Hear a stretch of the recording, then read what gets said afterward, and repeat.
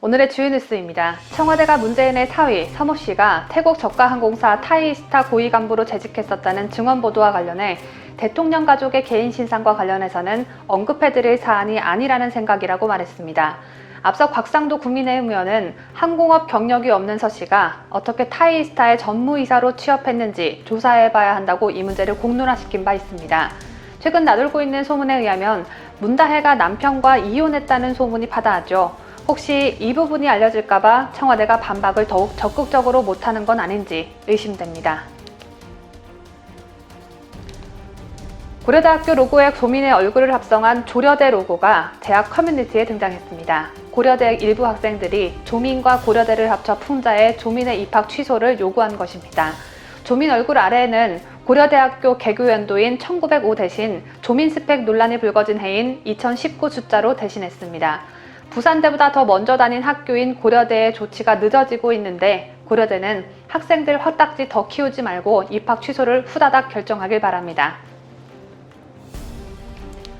추미애가 조민의 부산대 의학전문대학원 입학 취소 처분과 관련해 유은혜 사회부총리 겸 교육부 장관을 정조준했습니다. 유은혜의 입시비리 의혹 조사 지시가 결국 조민의 입학 취소 처분으로 이어졌다는 점을 들어 유은혜를 원망하고 나선 것입니다.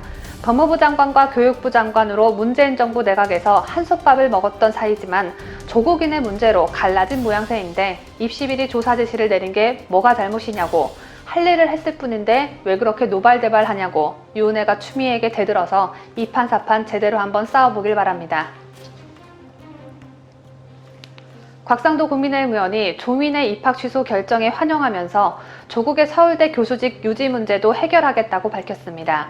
곽 의원은 문재인 정부의 썩은 환부 중 한 개를 또 도려냈다며 조국의 교수직 유지도 도려낼 것이라고 말했습니다. 탈레반의 공격 위기에 처했던 아프간 현지인 191명이 오늘 인천국제공항에 도착합니다. 최정문 외교부 2차관은 우리와 함께 일한 동료들이 처한 심각한 상황에 대한 도의적 책임, 인권 선진국으로서의 국제적 위상, 그리고 유사한 입장에 처한 아프간인들을 다른 나라들도 대거 국내 이송한다는 점 등을 감안해 이들의 국내 수용 방침을 결정했다고 말했습니다. 하지만 이들이 우리와 함께 일한 동료들이 맞는지, 정부가 신분 확인을 제대로 확인한 건지 그 부분은 확인할 길이 없는 실정입니다. 또 한 가지 지적하고 싶은 건 최종문 외교부 2차관은 우리가 인권 선진국이라고 말했는데 가슴에 손을 얹고 다시 한번 잘 생각해 보길 바랍니다. 자유를 찾아 한국으로 온 탈북자들을 돌려보내고 중국에 감금돼 있는 탈북자들은 거들떠도 안 보는 주제에 인권 선진국이라는 쌩 거짓말을 아무렇지도 않게 해대는지 참 기가 찹니다. 이상으로 오늘의 주요 뉴스였습니다.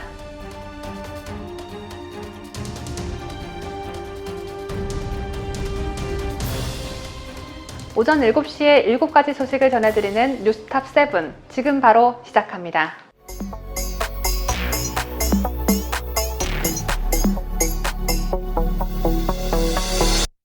여러분, 그룹 신하위의 신대철이라는 기타리스트를 아시는지요?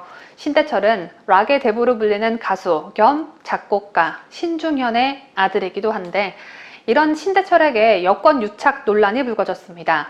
신대철과 현재 여당이 어떤 관계이길래 유착 관계가 형성돼 있다는 논란을 낳은 걸까요?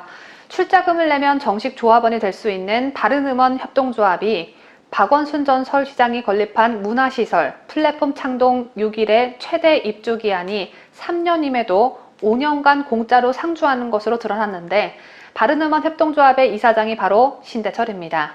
일반 예술인이나 단체가 이 시설에 입주하려면 서류와 동영상 심사 등 매년 까다로운 심사를 통과해야 하지만 바른음원 협동조합은 공개 경쟁 절차 없이 신대철의 셀프 추천으로 시설에 입주했고 특혜 및 공정성 논란도 일었습니다. 이 정도면 여권 유착이라고 해도 무리가 없을 듯하죠. 하지만 제가 말을 좀 조심스럽게 하도록 하겠습니다. 왜냐면 고소를 당할 수도 있거든요. 신하의 멤버 신대철은 선배 가수 나훈아 씨가 코로나 확산 중에 지방 공연을 강행한다며 공개적으로 비판한 바 있습니다. 그리고 신대철의 후배이자 우파 성향의 유튜버 크로코다일이 나훈아 씨를 비판한 신대철에게 그냥 문재양에게 대적하지 말라, 이거 아니냐, 위에 깨무니들이 있고 자기 위에 문재양이 있다, 이런 생각을 하고 있으니 나훈아에게 땡땡 할 수 있는 것이라며 신대철이 손혜원 전 의원과 더불어민주당 정청래 의원과 어울리다 돈 타내서 페스티벌 만들다 좌초됐다는 유튜브 방송을 여러 차례 했습니다. 머리가 조금이라도 돌아가는 사람들은 이거 안 된다는 거 다 알고 있었고 다 손 뗐어. 이게 정상적으로 돌아갈 수 있는 구조가 아니라고. 근데 이제 박원순 죽고 이제 지원받는 게 점점 힘들어질 것 같으니까 뭐 음원 유통도 어디서 뭐 조금 이감받고 해가지고 이번 연도에 뭐 2,500개인가 더 한다며 뭐 그렇게 해가지고 좀 더 해서 나경이 월급 챙겨주려고 한 것 같은데 이제 아레나는 가야 되니까 좀 잘 보이려고 나훈아한테 한번 1층 놓은 거지. 그동안 선배들 공격해가지고 덕 좀 받잖아 대철이 형이. 그랬더니 신대철이 그 말이 모욕이고 명예를 훼손한 것이라며 고소를 한 것인데요. 그러므로 저는 좀 살살 말하도록 하겠습니다. 뉴델리가 국회 행정안전위원회 소속 서범수 국민의힘 의원을 통해 서울시로부터 제출받은 자료 등에 따르면 바른음원 협동조합은 공개경쟁 절차 없이 신대철의 추천에 의해 2016년 11월부터 현재까지 5년간 서울도봉구 플랫폼 창동 6일 건물에 별도 입주비 없이 사실상 무상 입주했습니다. 시설 입주에 따른 비용은 스튜디오 관리비로 평당 5,500원을 분기별로 내는 것이 전부입니다. 바른음원 협동조합은 해당 건물 3층에 4평짜리 사무실에 입주했고 신대철은 약 8.8평짜리 별도 공간을 음악감독 사무실로 사용 중입니다. 바른음원 협동조합은 2016년 11월 2일 진행된 플랫폼 창동 기획운영위원회 의결을 거쳐 입주 뮤지션으로 선정됐습니다. 입주 뮤지션으로 선정되면 음반 및 공연 홍보, 공연장 대관 지원, 합주실, 녹음실 지원 등 각종 혜택이 주어집니다. 뉴데일리가 당시 회의록을 입수해 확인한 결과 신대철은 한 입주 뮤지션이 개인 사정을 이유로 퇴실을 통보하자 그 자리에 자신이 이사장으로 있는 바른음원 협동조합을 셀프 추천했고 이동현 총괄 예술감독 등이 최종 협의를 거쳐 새로운 입주 뮤지션으로 선정됐습니다. 바른음원 협동조합은 음원을 유통해 수익을 창출하는 영리단체입니다. 재산상의 이익을 위해 조직한 단체가 이해충돌 소지가 있는 관계자 추천만으로 서울시에 공적 자금이 투입된 시설에 입주한 것입니다.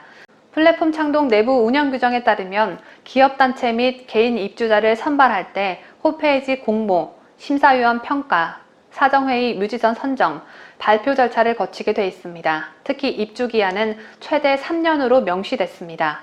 이 기준을 적용하면 바른음원 협동조합은 지난 2019년 말 이후에는 플랫폼 창동 건물에서 사무실을 빼야 했습니다.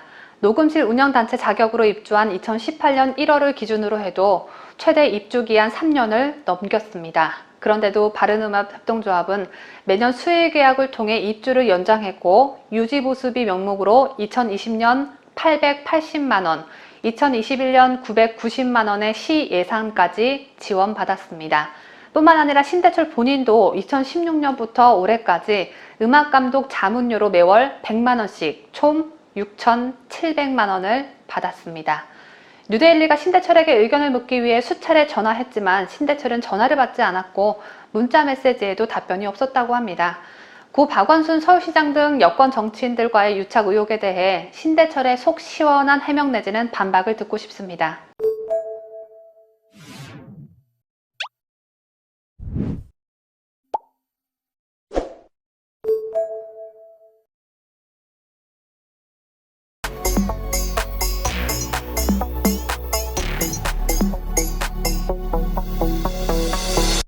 문제는 지난 15일 광복절 경축사에서 10월이면 전 국민의 70%가 2차 접종까지 완료할 것이라고 말했습니다.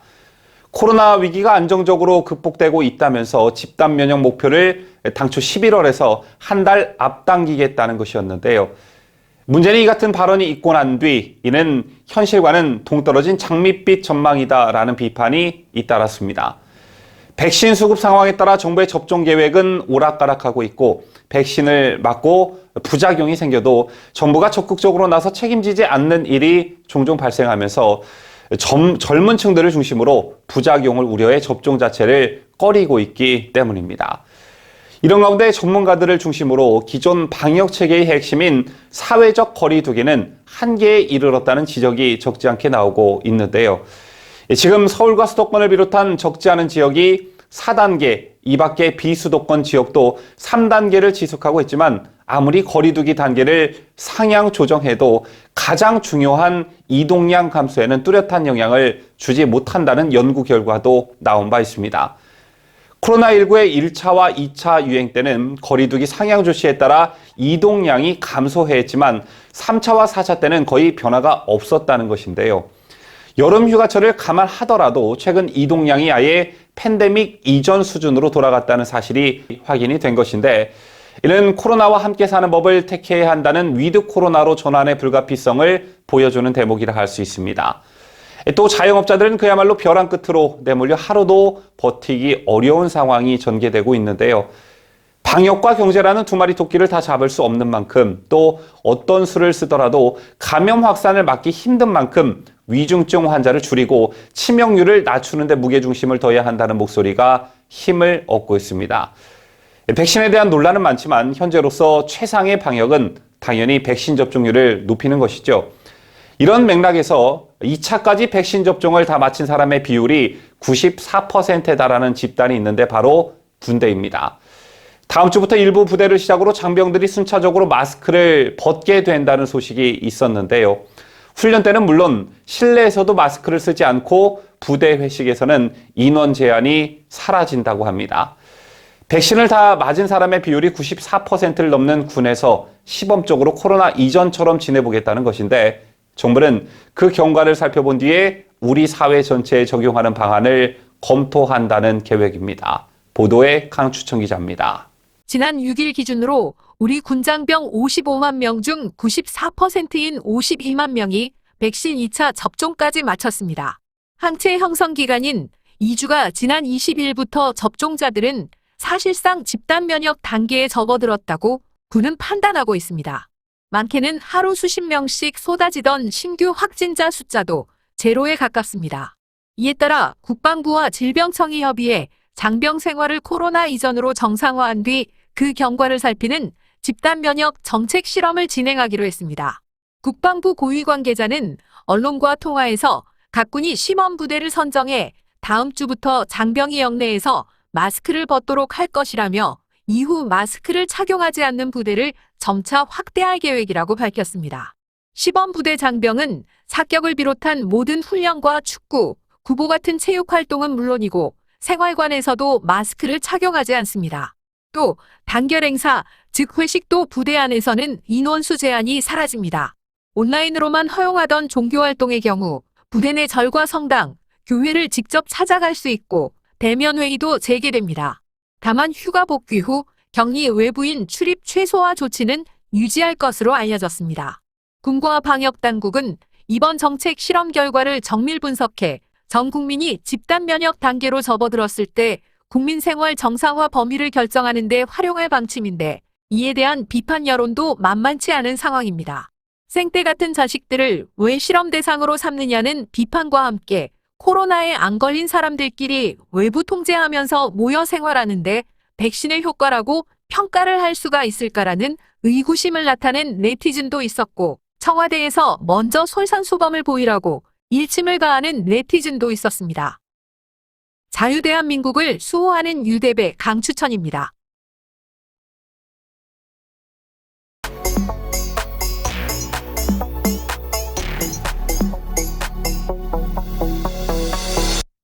지난 18일 간첩활동 혐의를 받는 자주통일 충북동지의 조직원 중 유일하게 불구속 상태인 인터넷 매체 대표 손모 씨에 대한 구속영장이 또다시 기각이 됐죠. 앞서 국가정보원과 경찰청 국가수사본부는 손 씨에 대해 구속수사가 필요하다고 판단해 구속영장을 재신청했지만 법원은 영장을 기각했습니다. 때문에 경찰과 국가정보원은 손모 씨를 상대로 기각 후 첫 소환조사를 벌였는데요. 수사당국은 손 씨 거주지에서 찾은 외장 하드에서 김정일 장군의 통일 전략 문건 등 이적 표현물 200건을 발견했고, 이달 초 더불어민주당 지역 간부에게 연락해 민주당 차원에서 대응을 잘 해달라고 구명을 부탁한 사실도 추가로 확인했습니다. 이 밖에 손 씨에 대한 수사당국의 2차 구속영장 신청서 내용 일부가 언론에 의해 공개가 됐는데, 여기에서도 여권을 상대로 한 지하조직 충북동지의 조직원들의 구명운동 정황이 상세히 담겼습니다. 지하조직 충북동지의 총책으로 지목된 박 씨는 지난 6일 청주 흥덕경찰서 면회실에서 손 씨를 만나 국정원 긴장했다, 숨도 못 쉬고 있어라며 국정원장도 날아갈 것 같아 라고 말한 것으로 파악됐습니다.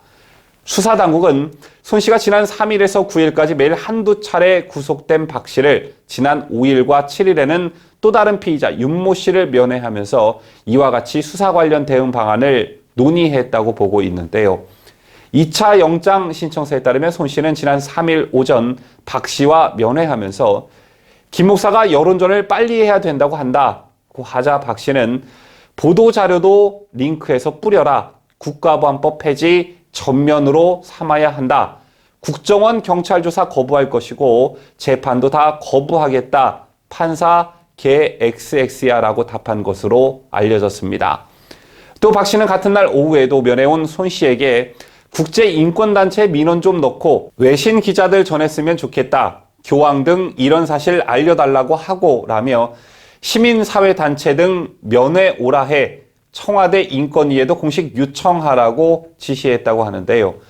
손 씨는 지난 4일에도 박 씨를 재차 면회하며 새로운 조직을 만들어서 국보법 폐지 서명 운동에 돌입할 것이란 취지로 말한 것으로 전해집니다.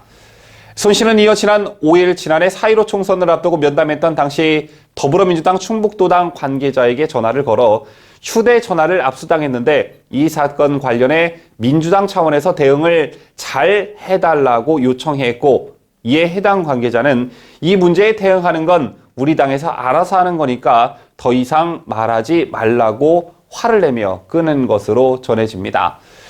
이 일을 두고 손 씨는 이튿날 흥덕서 유치장을 다시 찾아 박 씨에게 민주당에서 대응해야 된다고 한다며 국보법 폐지 문제가 대두될 것 같다. 연합훈련 문제 등이라고 보고했다고 했고 지난 9일엔 청와대에서 말이 없다. 국보법 폐지 70여 명의 국회의원에게 압박하고 있다고 추가 보고까지 한 것으로 전해집니다.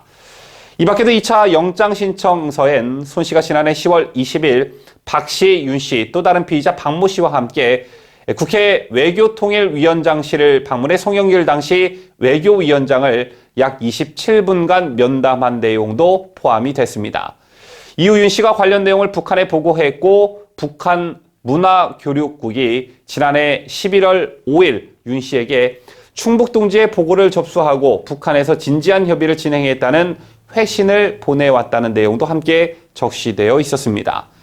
국회 외교위원장으로부터 수집한 국내 정세 동향을 북한에 보고한 것인데요. 명백한 간첩행위이죠. 이들이 북에 보고한 건 송 의원이 이들의 통일 밤 묘목 사업 제안에 대해 직접 북한에 확인해 보겠다고 답한 내용, 남북철도 연결 사업과 관련해 문재인 대통령에게 사업 초기부터 추진을 건의했지만 문 대통령이 소극적 태도를 보였다고 말한 내용, 김동연 당시 경제부총리에게 예비 타당성 면제 사업으로 진행하자고 주장했다고 말한 내용 등입니다. 수사 당국은 추가 혐의와 함께 손 씨가 불구속 상태에서 언론을 통해 사건을 수사기관의 조작이라고 선동하고 수사기관을 압박하려는 목적을 갖고 있다며 구속 필요성을 주장하고 있지만 앞서 말씀드렸다시피 청주지법은 이 같은 수사당국의 주장을 받아들이지 않고 구속영장을 재차 기각했는데요. 구속 후에도 여당을 상대로 한 구명활동과 우호적인 여론 형성을 위한 언론 플레이가 계속되고 있는 어떤 상황, 그런 상황임에도 불구하고 대체 법원이 무슨 생각으로 손 씨에 대한 구속을 머뭇거리고 있는 것인지 도무지 상식적으로 납득이 가지 않습니다.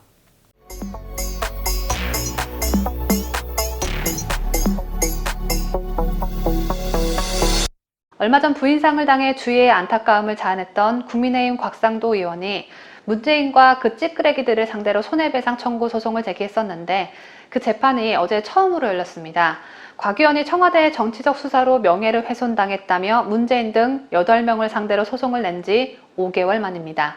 김학의 전 법무부 차관에 대한 청와대 기획 사정으로 자신의 명예가 훼손됐다고 주장한 곽 의원은 김 전 차관 불법 출금 사건 관련 전방위적 수사 자료를 증거로 제출해달라고 재판부에 요청했습니다. 문재인부터 당시 법무부 장관, 민정수석 등이 당시 어떤 역할을 했는지 살펴야 한다는 취지입니다. 김학의 불법 출금 사건은 문재인 정권의 패부를 찌르는 주요 사건 중 하나이죠. 오죽하면 요즘 젊은이들 사이에선 어떤 사건이 터지면 용의자를 향해 증거가 없다면 불법 출금이라도 해라. 문재인은 잘도 하더만 이런 소리가 나올 정도라고 합니다. 불법 출금 수사 자료를 증거로 제출해달라는 곽 의원의 요구에 피고 측 변호인은 김 전 차관의 출국은 우발적이었는데 어떻게 기획이냐라고 반박하면서 원고의 수사 기록 요구는 이 사건과는 전혀 관련이 없다. 다른 의도가 있는 것이라고 반발했습니다. 그냥 다른 말 다 필요 없고 곽 의원이 요구한 수사 자료 제출하기 싫다는 거죠.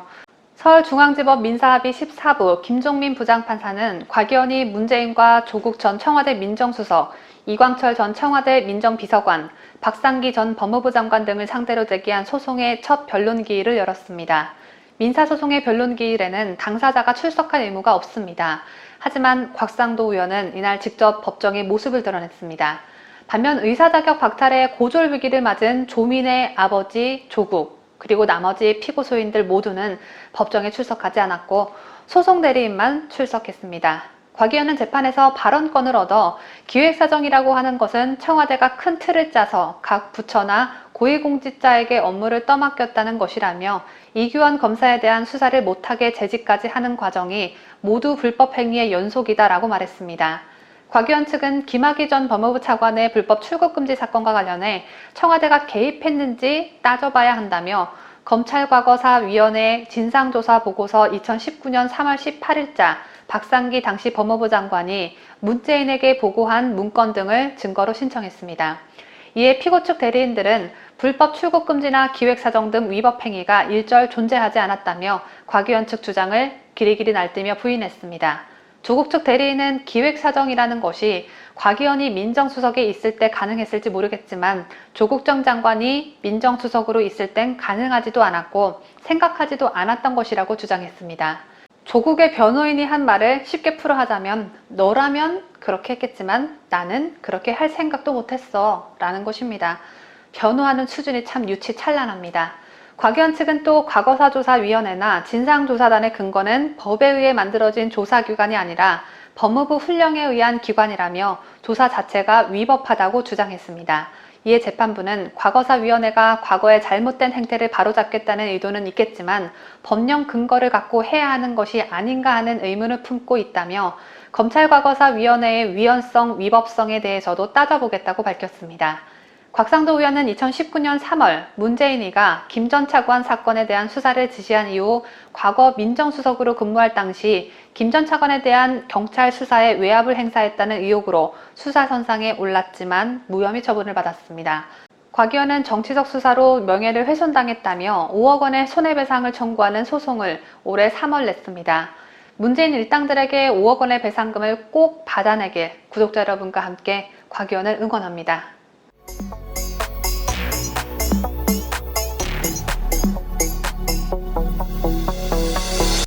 황교안 전 미래통합당 대표가 대선 출마 선언을 하긴 했지만 다른 예비 후보들과 현저히 비교되는 인상적인 특징이 한 가지 있습니다. 내가 대통령이 되면 뭐뭐를 하겠다, 내가 대통령이 되면 이렇게 하겠다 같은 공약을 발표하기보단 청주 간첩단 사건이나 4.15 총선 부정선거 특검 요구 등에 집중하고 있다는 겁니다. 대한민국이 빨갱이 나라가 될 수 있는 간첩들의 활동을 찾아내는 일, 이보다 중요한 일이 어디 있을까요? 국민들이 비밀 투표한 한 표 한 표가 조작이 되고 당선자가 바뀌어버리는 선거, 이보다 중요한 일이 있을까요? 이 두 가지 사건을 파헤치려는 황교안 국민의힘 대통령 선거 예비 후보에 대해 오늘은 집중 조명을 해보고자 합니다. 24일 황교안 예비후보는 아시아경제와의 인터뷰에서 청주 간첩단 사건을 언급하며 나라의 안위가 걸린 사안이라고 목소리를 높였습니다. 황 예비후보는 북한의 통일전선부는 대남 공작을 하는 곳인데 이곳에서 우리 정치에 개입해 야당을 죽이라는 지령을 내렸다면서 2013년 경기동부 연합에서 이석기 사건도 있었는데 다른 곳에는 간첩단이 없었겠느냐, 지금도 간첩단이 안악하고 있는데 이 문제를 가볍게 생각해도 되느냐고 되물었습니다. 헌정사상 최초의 정당 해산인 통합진보당 해체는 박근혜 대통령께서 유럽 순방 중에 전자결제로 안건을 결제하셨죠. 그리고 당시 법무부 장관인 황교안이라는 이름 석자의 명의로 헌법재판소에 청구안이 제출되었습니다. 그렇기 때문에 황 예비후보가 간첩 사건에 더더욱 촉각을 곤두세우고 있지 않나 싶습니다. 황교안 예비후보는 정상국가라면 간첩을 잡기 위해 모든 힘을 다해야 한다며 특검을 통해 간첩 사건의 전모와 범위가 밝혀져야 한다고 강조했습니다. 그러면서 아프가니스탄 상황을 언급하며 지금 우리가 안일하게 생각할 때가 아니다. 개미가 작은 구멍을 뚫어 둑을 무너뜨린다고 경고했습니다. 4.15 부정선거에 대해 그 누구보다도 열심히 특히 기자들에게 알리고 있는 황교안 예비후보는 이날도 역시 아시아경제 기자에게 자신의 휴대폰 속에 저장된 여러 장의 조작된 투표용지를 보여주며 완성된 부정선거 기법으로 대선을 치른다면 다음 대선은 있으나 마나한 것이라고 말했습니다. 황 예비후보는 이것을 못 막으면 다음 선거는 의미가 없다며 이 문제는 오늘의 문제이고 내일의 문제라고 강조했습니다. 그러면서 당내 외면에도 불구하고 부정선거 의혹을 제기하는 것은 정의의 길이라고 표현했습니다.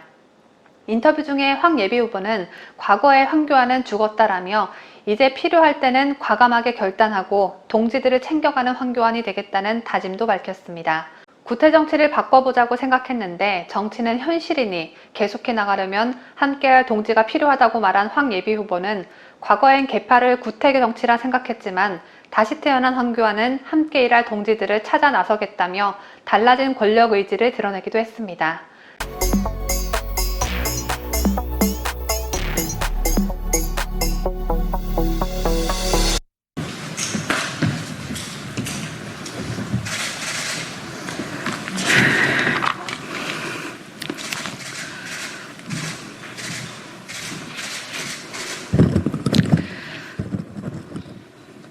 안녕하십니까.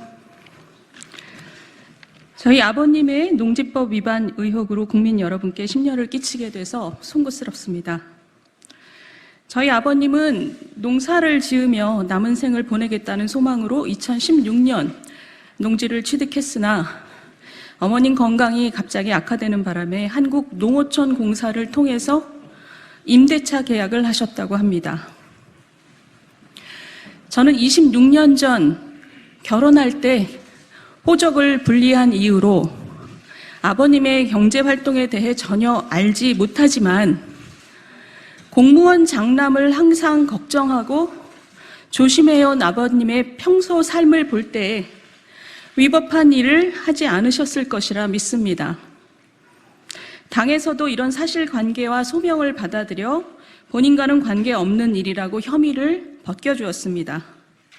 그러나 권익위 조사의 의도가 무엇인지에 대해서는 강한 의구심을 갖지 않을 수 없습니다. 독립가계로 살아온 지 30년이 돼가는 친정 아버님을 엮은 무리수가 야당 의원의 평판을 흠집내려는 의도가 아니면 무엇이겠습니까? 이번 권익위의 끼어 맞추기 조사는 우리나라가 정상화되기 위한 유일한 길이 정권교체뿐이라는 것을 다시금 보여줍니다. 저는 그런 의미에서 대선 승리라는 절체절명의 과제를 위해 제가 무엇을 할 수 있을지 고민했습니다. 이번 대선의 최대 화두는 문재인 정부의 부동산 정책 실패와 내로남불 행태입니다. 그 최전선에서 싸워온 제가 비록 우스꽝스러운 조사 때문이긴 하지만 정권교체 명분을 희화화시킬 빌미를 제공해서 대선 전투의 중요한 축을 허물어뜨릴 수 있다라는 위기감을 느끼지 않을 수 없었습니다. 대선이라는 큰 싸움의 축을 다시 일으켜 세울 수 있다면 제가 할 수 있는 일을 다 해야겠다고 생각합니다. 비록 제 자신의 문제가 아니더라도 그동안 문재인 정권과 민주당 대선 후보들과 치열하게 싸워온 제가 국민들 앞에 책임을 다하는 모습을 보이는 것이 정권 교체를 열망하는 국민들과 저를 성원해 주신 당원들께 보답하는 길이라 생각합니다. 저는 이 시간부로 대통령 후보 경선을 향한 여정을 멈추겠습니다. 또한 국회의원직도 다시 서초갑 지역구민과 국민들께 돌려드리겠습니다. 그것이 염치와 상식의 정치를 주장해온 제가 신의를 지키고 그리고 자식된 도리를 다하는 길이라 생각합니다. 지난 1년 정말 과분한 기대와 성원을 받았습니다. 이제 일반 국민의 한 사람으로 돌아가 우리 국민의힘이 강건하고 단단한 정권 교체의 길로 나아가길 응원하겠습니다. 그동안 정말 감사했습니다. 국민권익위원회 부동산 전수조사에서 부친의 농지법 위반 의혹이 제기된 국민의힘 윤희숙 의원이 어제 의원직 사퇴를 선언했습니다. 대선 경선에서도 하차해 이날 열린 국민의힘 대선 경선 후보 비전 발표회에도 불참했는데요. 여러분께서는 윤희숙 의원의 의원직 사퇴에 대해 어떤 생각들을 하셨는지요? 윤 의원의 아버지는 2016년 세종시의 농지를 샀으나 실제로는 경작하지 않아 법 위반 의혹을 받고 있습니다. 윤 의원은 26년 전 결혼할 때 호적을 분리한 이후 아버지와 따로 살았다고 하는데요. 때문에 아버지의 경제 활동도 몰랐다고 합니다. 부친이 투기 목적으로 농지를 매입했고 또 이 과정에서 딸인 윤희숙 의원이 관여했다는 게 증명이 된다면 이는 공직자로서 비판받아 마땅하지만 권익위는 이런 사실을 밝히지 못했죠. 때문에 이런 경우 상식적으로 자식인 윤 의원에게 책임을 묻기는 힘듭니다. 때문에 연좌제라는 말이 나오고 있는 것인데 국민의힘도 윤 의원의 이런 소명을 받아들여 징계 처분을 내리지 않았습니다. 기자회견 전날 밤 의원직 사퇴를 원내 지도부에 표명해 했지만 지도부와 동료 의원들의 강한 만류가 있었다고 하는데요. 하지만 본인이 정권교체 명분을 희화화할 빌미를 제공할 수는 없다며 의원직 사퇴를 선언한 것입니다. 이 같은 배경에 작년 민주당의 일방적인 임대차 3법 통과에 맞섰던 나는 임차인입니다 연설 때문에 정치적 상징성을 갖게 된 윤 의원으로선 부동산 투기와 관련해 자신의 이름이 오르내리는 것 자체를 참지 못했을 것이고 이로 인해 혹여나 정권 교체의 동력이 훼손될까 고심 끝에 이런 결정을 내린 것 같습니다. 이유야 어찌됐든 무책임과 모렴치 그리고 내로남불이 난무하는 정치판에서 매우 보기 힘든 일이 벌어진 것만은 명백한 사실인데요. 개인적으로 저는 윤희숙 의원이 택한 길에 박수를 보내고 싶습니다. 권익위가 여야 의원 25명의 투기 의혹을 적발했는데 의원직을 내놓은 건 윤 의원이 유일하죠. 더군다나 자신의 일이 아닌 부친의 일이었는데도 말이죠. 윤희숙 의원의 의원직 사퇴는 많은 국민들로부터 공직자의 도덕적 기준점에 대해 다시 한번 생각해보는 기회를 제공했습니다. 또 공직자로서 책임지는 모습이 어떤 것인지에 대해서도 생각하게 만들었는데요. 윤 의원의 사퇴는 열린민주당 김의겸, 무소속 윤미향 의원 등 부동산 투기 의혹에도 책임지는 모습은커녕 사과조차 없는 뻔뻔한 정치꾼들의 모습을 국민들에게 다시 한번 각인시켜주고 있습니다. 여러분 아시다시피 김의겸 의원은 부동산과의 전쟁이 한창이던 2018년 청와대 대변인신 분으로 보통 사람은 정말 엄두도 못 낼 10억 원대 대출을 받아 흑석동 상가주택을 25억 7천만 원에 사들였습니다. 부동산 투기 의혹이 일자 아내가 한 일이라며 얼토당토 않는 핑계를 댔지만 여론의 문매를 맞았고 결국 경질이 됐죠. 이번에 권익위는 당시 업무상 비밀을 이용한 투기 의혹이 여전히 해소되지 않고 있다고 적시했지만 김의겸 본인은 물론 열린민주당도 문제가 없다고 했습니다. 또 부동산 투기에다 위안부 공금 유용 혐의까지 받고 있는 윤미향 의원도 여전히 금배지를 달고 있습니다. 어제 제가 방송에서 윤미향 같은 사람도 국회의원 하는 나라에 여러분들은 살고 계십니다 라는 멘트를 했었는데요. 이처럼 그간 온갖 비리와 불법으로 얼룩져 검찰 수사를 받아도 의원직 사퇴는커녕 오리발과 변명으로 일관해온 정치꾼들과 책임지는 모습을 보인 윤희숙 의원은 너무도 달랐습니다.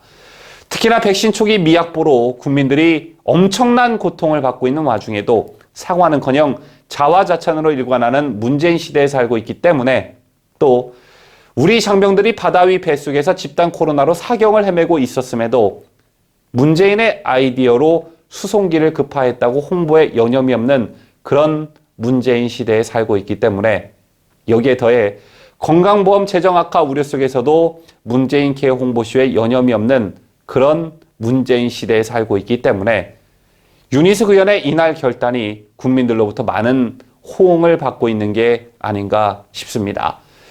윤희숙 의원은 사퇴 만류를 종용하는 이준석 대표에게 이게 내 정치라며 울먹였습니다. 이런 윤희숙 의원의 책임지는 정치가 훗날 더 큰 정치를 하기 위한 밑거름이 될 거라 저는 확신합니다.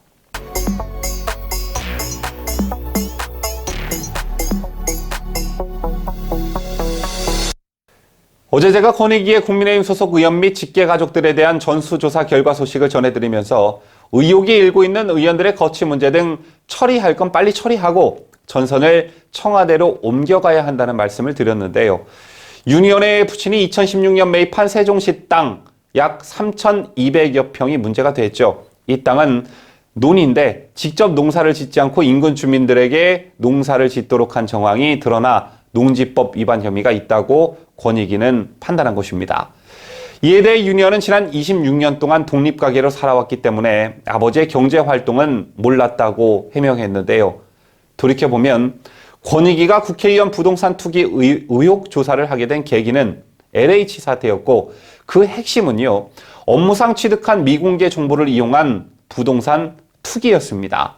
때문에 부친의 농지법 위반으로 권익위가 윤희숙 의원을 명단에 포함시킨 것을 놓고 그간 청와대와 여권으로서는 눈에 가시 같았던 윤 의원이었기 때문에 이번 기회에 이미지에 타격을 주려 했다는 분석이 힘을 받고 있는 것인데요.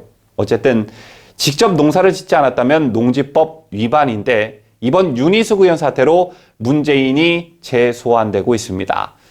지난해 8월 터진 문재인 경남 양산사저 부지 농지법 위반 의혹이 재조명되고 있는 것인데요.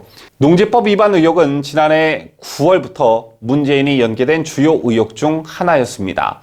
문재인의 경남 양산 매곡동 사저 부지의 일부 논이 도로라는 의혹이 제기되면서부터 점화되었는데 지난해 9월 16일 국민의힘 안병길 의원이 추적한 경남 양산시 하북면사무소에 문재인이 낸 농업 경영계획서 등에 따르면 문제는 기존 사저 부지인 경남 양산시 매곡동 30-2, 3, 4번지 논에서 유실수 작용을 했다는 현황에 동의했습니다. 문재인 부부의 농지 취득 자격 증명 신청서에서도 이 같은 목적인 농지 경영의 목적으로 농지를 매매했다고 나와 있는데요. 여기서 문재인의 사저 부지 속 논으로 설정된 매곡동 30-2, 3, 4 부지가 실제로 아스팔트 도로였다라고 안 의원이 주장한 것입니다. 당시 안 의원은 해당 부지는 실제로 1996년부터 24년 동안 도로로 사용되고 있는 중이라고 말했는데요. 실제 현행 농지법 제58조에 따르면 거짓이나 그 밖에 부정한 방법으로 농지 전용 허가를 받은 자는 5년 이하의 징역 등에 처한다라고 명시되어 있습니다. 이 같은 의혹이 터져 나온 이후 올해 3월 들어 농지 형질 변경 의혹 논란이 다시금 쏟아지자 문재인은 지난 3월 12일 SNS를 통해 좀스럽고 민망한 일이라며 그 정도만 하시라라는 반응을 내놓기도 했는데요. 형질 변경 문제 외에도 문재인 부부가 직접 농사를 지었냐에 대한 문제도 불거졌었죠. 청와대는 문재인과 김종숙이 틈틈이 양산에 내려가서 텃밭을 일구는 등 농사 경력이 있어서 문제가 없다고 주장하고 있습니다만 이 같은 해명을 믿는 국민들은 거의 없었고 이때 생겨난 말이 바로 문재인 농부 호소인이라는 말이었습니다. 때문에 현재 야당에선 대통령도 뭉개고 있는데 왜 윤희숙 의원이 사퇴해야 하냐, 농지법 위반이 문제면 문재인이 1순위라는 목소리도 나오고 있는데요. 전현희 권익위원장은 권익위 위원장 소개란을 통해 스스로 지난 2017년 4월경 제19대 대통령 선거 더불어민주당 문재인 후보 중앙선거대책위원회 직능특보단장을 역임했다고 밝혔고 문재인은 그를 지난 6월 신임 권익위원장으로 내정했습니다. 과연 윤희숙 의원의 부친이 농지법을 위반했다고 만천하에 알린 전현희 권익위원장은 문재인 농지법과 관련해서는 어떤 생각을 가지고 있는지 궁금합니다.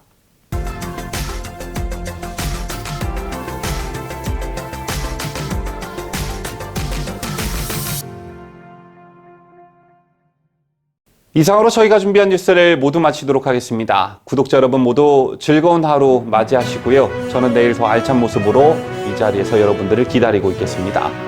끝까지 시청해주신 여러분 대단히 감사합니다.